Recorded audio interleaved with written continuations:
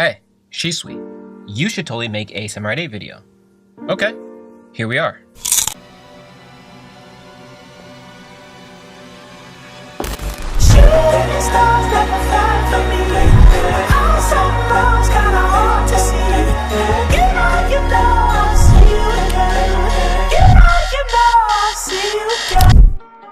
So just for some brief context as to what this series is about, the manga is written by Kishimoto and drawn by his former assistant from Naruto, Akira. So believe it! It has been recently serialized and available on Viz since May 13, 2019. What we know so far based on the first 3 chapters is the world/galaxy is going to end in less than 100 years. The key to saving it is hidden in Pandora's box, which requires 7 keys to unlock it. In this world, there are Bushi and Samurai. Bushi are ordinary human warriors. The Samurai are cyborg warriors with advanced and completely artificial bodies that grant them power beyond that of normal humans. To become a Samurai, a locker ball is needed. The locker ball has a small blade that sticks out of the top. The only way, as far as I know, to become a Samurai is to commit seppuku with it. And if you are compatible, if you have the potential/latent ability, you will become a Samurai. But if not, you'll just die. So it's pretty risky. If it works, the locker ball will transform and become the Samurai's new artificial body with a key, a memory unit that resembles a spine, being the base. Upon a Samurai's death, he'll turn back into the locker ball. Locker balls themselves are little stars left by the warrior god. Now don't worry about it if you didn't understand all of that. I will sort of break down the 3 important aspects of what you need to sort of know. Each Samurai is granted an artificial superior body, a Samurai soul, and a holder. In Chapter 1, we saw the user use his Samurai soul. Each Samurai carries a special soul, which is their true weapon.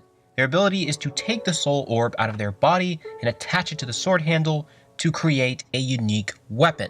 In addition to an artificial body and a Samurai soul, becoming a Samurai also gives you access to the holder, the shape-shifting robotic dog that accompanies every Samurai. For Hachimaru, his dog-cat friend, Hataru, becomes Hataru? I think that's how you pronounce it. Becomes his holder. The holder wears the Samurai armor around his body as its outer shell for the Samurai to summon at any time. That's what you saw in Chapter 1 with the first initial fight. When the armor is summoned by the Samurai, its holder remains in skeleton form. Now every Samurai has a key, which is the weird spinal cord looking thing that resides in them. There are only 7 Samurai who have the specific key that Dharma is looking for. The key will open Pandora's box, which supposedly holds the secrets to saving the galaxy, which is on the timeline of 100 years left. Now, for sort of a brief context, the opening color pages of Samurai 8 are sort of kind of important because they sort of lay the framework as to us knowing the situation, the dire situation of it all. So in the opening pages, we see sort of an unknown character speaking with his master, in which we come to sort of learn, figure out who that master is later on.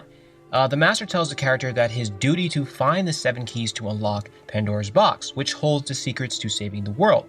The mysterious master also says that it's her duty to keep the evil one that threatens their galaxy at bay. Who knows who or what this evil is, but we should all be looking forward to finding out, I guess.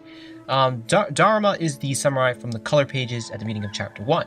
He was a human that for some unknown reason ended up in a mechanical cat body, also for unknown reasons, and he's also blind. He's searching for the 7 keys, and Hachimaru is the first that he's finally found. He created the samurai fighting game that Hachi and Nanashi play in an effort to find the keys. And hopefully we learn a lot more about this sort of galactic net and how that ties in, or maybe it's just simply just a sort of plot put in for the the initial couple chapters, and I guess I don't know. Maybe if that's how we're gonna find the other 7 samurai, we still have no idea. So here's the thing, there's a lot of inspiration that Kishimoto sort of incorporated into this manga, and mainly what we can see so far is Japanese folklore. Number 1 is being Fudo Myo. Now Fudo Myo is this sort of protective deity in Japan, and in Buddhism he's known as Akala, and a literal translation of that is Wisdom King Akala for Fudo Myo.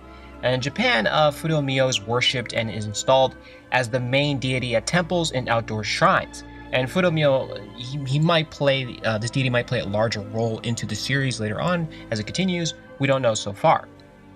The second Japanese folklore that's mentioned in these first 3 chapters is Dharma. And all I know about Dharma is he's this they're these little toys / good luck charms in Japan.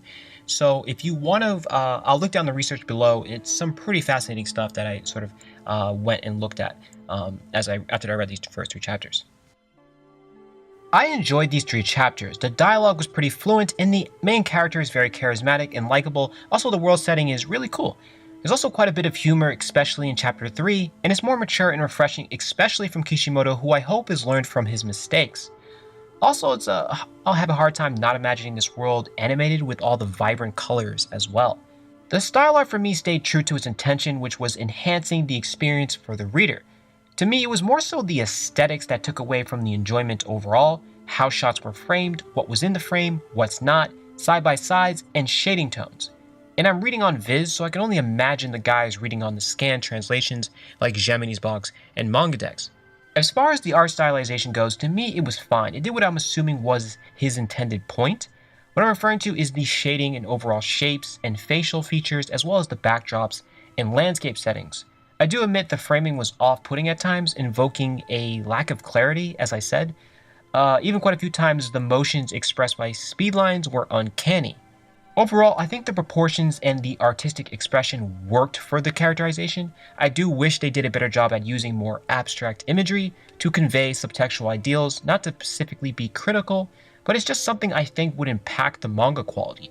Large, open, clean, wide shots, or close-ups with minimal clutter. It would help to boost layers of meaning to the narrative, enhancing the intentions of characters, or contributing to the visual themes or motives to feed into the larger canvas of the story. Lastly, one of my gripes for these chapters was the antagonist, and the fact that they seemed to be taken out in single chapters. I didn't mind that we didn't linger on these plot points, as it was otherwise unnecessary. I just felt that if you're going to use said characters as plot devices, I would have liked a bit more stratagem for setup, especially if you have 72 pages for the first chapter. The main character seemed very unnatural at times, sort of off jump, when especially at first he appeared to be feeble, then out of the blue significantly stronger, but I could be wrong though. I'm hoping he doesn't become that archetype of a character. So far, I have Samurai 8 at a 7 out of 10 manga series, and I'm looking forward to the next following chapters. I'll keep you posted as to my thoughts, overall what I think, in later videos. That's gonna do it for me today. Like and subscribe. Let me know your thoughts down in the comment section below, and as always, you can find me in the Discord. I'll link, and stay tuned for my next videos.